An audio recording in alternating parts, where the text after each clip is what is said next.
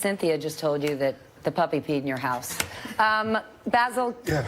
Give us a politics lesson. Help us understand government. Oppo research.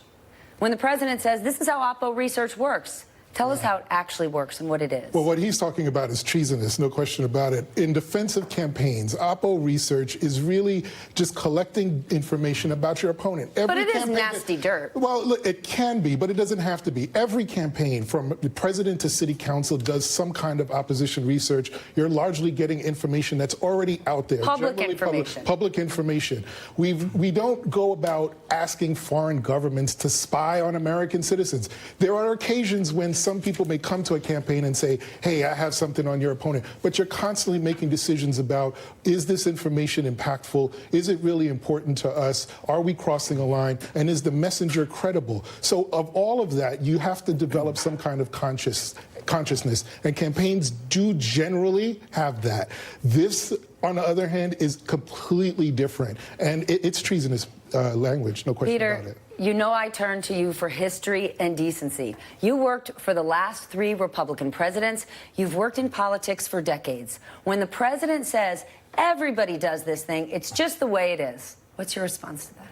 It's nonsense. It's not true. But everything that he says on a daily basis is not true. I just want to say one thing which was striking to me in listening to that answer is it was a window into the inverted moral world of Donald Trump.